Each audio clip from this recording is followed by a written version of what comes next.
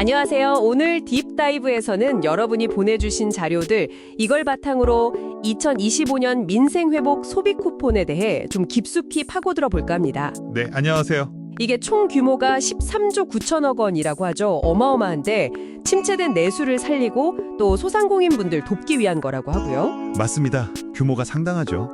그래서 이번 시간에는 이 쿠폰이 정확히 어떻게 돌아가는 건지, 또 예전 정책들하고는 뭐가 다른지, 그리고 다들 궁금해하시는 거, 진짜 경제 효과는 어떨지, 그리고 또 어떤 논쟁들이 있는지 이런 걸 좀 명확하게 알아보는 게 저희 목표입니다. 네, 한번 제대로 짚어보시죠. 자, 바로 시작해볼까요?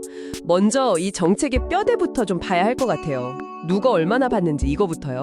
네, 그게 기본적으로는 전 국민 대상이라고 하는데 조금 복잡해요. 아, 그래요? 어떻게 다른가요? 일단 1차로 소득에 따라서 15만 원에서 40만 원까지 차등 지급하고요. 아, 차등 지급. 네, 그리고 2차로 소득 하위 90%에게는 10만 원을 더 준다는 거예요. 그러면 최종적으로는 한 사람당 15만 원에서 최대 55만 원까지도 받을 수 있는 거네요. 그렇죠. 소득 수준에 따라 달라지는 거죠. 그럼 어디서 언제까지 써야 하는지 이것도 중요하잖아요. 맞아요. 사용처가 제한되어 있어요. 연 매출 30억 원 이하 소상공인 매장에서만 쓸 수 있습니다. 아, 소상공인 매장만. 그럼 백화점이나 대형마트, 요즘 많이 쓰는 온라인 쇼핑몰 이런 데는 안 되겠네요. 네, 그럴 가능성이 아주 높습니다. 제외될 걸로 보여요. 사용 기한도 보니까 2025년 11월 31일까지던데 생각보다 좀 짧은 것 같기도 하고요. 네, 맞아요. 일부러 짧게 잡은 것 같아요. 이게 뭐랄까, 저축하지 말고 바로 좀 쓰게 하려는 그런 의도가 강하게 보이죠. 하긴 기한 길면 묵혀두기도 하니까. 근데 이 정책 사실 처음부터 이랬던 건 아니잖아요. 아, 그렇죠. 원래 이재명 대통령 선거 공약에서 시작된 건데. 네, 그때는 전 국민 지급이었던 것 같은데. 맞아요. 근데 이제 재정 건전성 문제 제기도 많았고 또 정치적으로 조율하는 과정에서 지금처럼 차등 지급 방식으로 바뀐 거죠. 역시 현실적인 문제들이 있었군요. 그럼 이게 과거 정책들하고 비교하면 어떤 점이 좀 특징적일까요? 과거 사례랑 비교하면 이번 정책의 위치가 좀 보여요. 예를 들어 2020년 재난지원금 기억하시죠? 네, 그때 다 받았죠. 네, 그건 보편적 방식이었고요. 2021년 상생소비지원금은 좀 달랐어요. 쓴 만큼 일부 돌려주는 캐시백이었거든요. 아, 조건부였군요. 그렇죠. 근데 이번 건은 그 둘을 약간 섞은, 뭐랄까, 하이브리드 모델이라고 볼 수 있어요. 보편 지원의 장점인 신속함, 그리고 선별 지원의 장점인 효율성, 이걸 동시에 잡으려는 시도 같은 거죠. 절충안이네요, 어떻게 보면. 네, 근데 그 과정이 순탄하지만은 않았던 것 같고요. 자료들을 보면요, 특히 흥미로운 건 그 경제적 효율성 논란이 계속 있는데도 지역화폐가 주요 지급수단으로 계속 언급된다는 점이에요. 아, 지역화폐요? 그거 왜 그런 걸까요? 뭐 여러 이유가 있겠지만 단순히 경제 논리만은 아닌 것 같아요. 지역 내에서 돈이 돌게 하려는 그런 정치적인 고려가 여전히 좀 강하게 작용하는 걸로 보입니다. 그렇군요. 자, 그러면 가장 궁금한 부분이죠. 이 많은 돈, 13조 9천억 원이 실제 경제에는 어떤 영향을 줄까요? 정부 기대치는 꽤 높던데요. 네, 정부는 최대 0.32%포인트 정도 GDP 성장에 기여할 걸로 기대하고 있어요. 0.32%포인트면 적은 건 아닌데 근거가 있겠죠. 아무래도 과거 1차 재난지원금 때 소비가 좀 늘었던 경험, 그걸 바탕으로 보는 것 같아요. 그때 잠깐 효과가 있었거든요. 아, 그때 사람들 마트 가고 그랬던 거 생각나네요. 그리고 그 추가 소득 생겼을 때 얼마나 쓰는지 한계 소비 성향이라고 하죠. 그것도 꽤 높게 예측되던데요. 0.6에서 0.8 정도. 네, 그 수치 자체는 높게 잡는 경향이 있어요.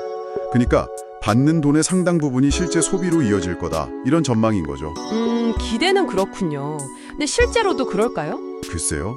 단기적인 경기 부양 효과, 그러니까 일종의 강심제 역할은 할 수 있을 거예요. 분명히 돈이 풀리니까요. 네. 하지만 그 효과가 얼마나 갈지는 사실 좀 의문입니다. 지원금 다 쓰고 나면 효과도 금방 식을 수 있거든요. 그렇죠. 일시적일 수 있다는 거군요. 네. 그리고 더 큰 문제는 그 효과가 특정 분야에 좀 쏠릴 수 있다는 거예요. 초기 데이터 분석 나온 걸 보니까 지출의 절반 이상이 음식점이나 동네 마트, 그러니까 주로 먹거리 관련 소비에 몰렸어요. 아, 먹는 거에 많이 썼군요. 그렇죠. 이게 뭘 의미하냐면 어차피 해야 할 소비, 예를 들어 저녁 장보기 같은 걸 대형마트 대신 그냥 동네 가게에서 쿠폰으로 하는 일종의 대체 효과가 클 수 있다는 거죠. 그건 좀 생각해 볼 문제네요. 단순히 소비처만 바꾸는 거라면. 네. 그리고 또 재미있는 건 지역별 차이인데 서울 같은 대도시는 오히려 매출이 좀 줄고 비수도권 지역 매출은 늘어나는 현상도 나타났어요. 그건 왜 그런 거죠? 아마 수도권 사람들이 받은 쿠폰을 주말이나 이럴 때 주변 지역 가서 쓰고 뭐 그런 영향이 아닐까 추정해 볼 수 있죠. 소비가 일부 분산됐을 가능성이요. 잠깐만요. 그럼 그 대체 효과나 먹거리 쏠림이 크다면 원래 정책 목표였던 내수 전반을 살린다거나 소상공인 전체를 돕는다는 거랑은 좀 거리가 생기는 거 아닌가요? 정확한 지적이세요. 그런 우려가 실제로 있고요. 게다가 그 기준, 연매출 30억 원 이하라는 기준 자체에 한계도 있어요. 이걸 무딘 도구 문제라고도 하는데요. 무딘 도구요? 네, 예를 들어 좀 규모가 큰 동네 슈퍼마켓은 이 기준을 넘어서 지원 대상에서 빠질 수 있고요. 반대로 좀 아이러니하게도 일부 고가품 매장이나 명품 매장은 기준 안에 들어와서 혜택을 볼 수도 있는 모순이 생기는 거예요.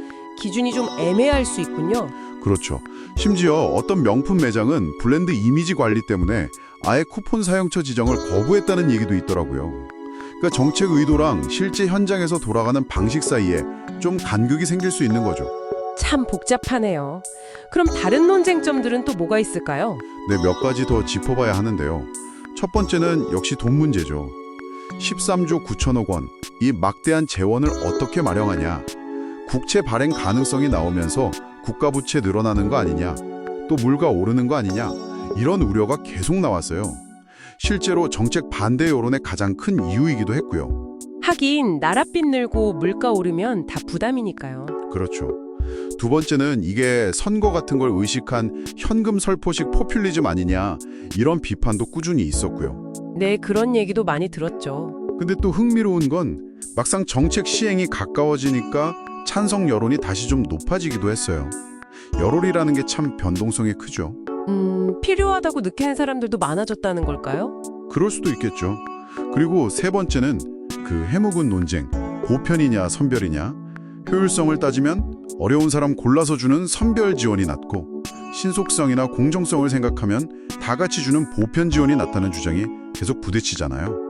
이번 정책은 그 중간 어디쯤에 있는 절충안이라고 볼 수 있습니다. 네, 그 논쟁은 정말 끝이 없는 것 같아요. 맞아요. 다른 나라들은 어땠는지 좀 비교해보는 것도 의미가 있을 것 같은데요. 해외 사례요? 어떻습니까? 예를 들어 미국은 굉장히 큰 규모로 현금을 직접 줬어요.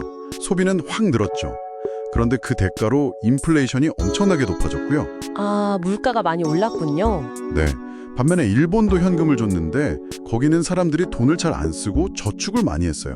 그래서 정책 효과가 좀 미미했죠. 저축을 해버렸군요. 그럼 효과가 없겠네요. 그렇죠. 독일은 또 접근법이 달랐는데 직접 돈을 주기보다는 단축근로 지원같이 일자리를 지키고 소득 안정을 꾀하는 쪽에 좀 더 집중했어요. 방식이 다 다르네요. 네, 그런 걸 보면 한국의 이번 방식, 그러니까 사용처럼 기한을 제한한 쿠폰 방식은 일본처럼 저축으로 빠지는 건 맞고, 또 미국처럼 인플레이션 압력은 좀 덜 받으려는 그 중간적인 성격을 띤 시로다. 뭐 이렇게 해석해 볼 수 있겠습니다. 네, 오늘 이렇게 쭉 살펴보니까요. 2025년 민생회복 소비 쿠폰. 이게 단기적으로는 확실히 어려움을 겪는 소상공인 분들께 자금이 좀 흘러가게 하는 효과는 기대해 볼 수 있을 것 같아요. 하지만 동시에 재정 부담이라든지 물가를 자극할 가능성, 또 의도치 않게 시장을 왜곡할 수 있는 그런 부작용도 있는 정말 양날의 검 같다는 생각이 드네요. 맞습니다. 양면성이 뚜렷하죠. 여러 입장을 고려해서 만든 정치적인 타협의 결과물이지만 순수하게 경제적인 효과면 따져보면 좀 투박한 면도 분명 있어 보이고요. 네, 그렇죠. 그래서 여기서 우리가 한번 같이 고민해볼 질문을 좀 던져보고 싶습니다. 어떤 질문일까요? 자료들을 쭉 보면 매번 경제 위기 때마다 이런 일회성 지원책을 놓고 논쟁이 반복되잖아요. 보편이냐 선별이냐 재정을 어떡하냐. 네, 거의 매번 그렇죠. 차라리 아예 특정 경제 지표가 나빠지면 사전에 사회적으로 합의된 규칙에 따라서 자동으로 지원책이 발동되는 시스템, 이런 일종의 자동 안정화 장치 같은 걸 미리 좀 촘촘하게 설계해두는 건 어떨까 하는 겁니다. 자동으로 작동하는 시스템이요? 네. 그러면 위기가 닥쳤을 때 훨씬 더 신속하고 예측 가능하게 대응할 수 있고, 또 그때마다 벌어지는 정치적 논쟁도 좀 줄일 수 있지 않을까요? 이런 시스템 구축에 대한 고민, 이걸 여러분께 마지막으로 한번 던져보고 싶습니다.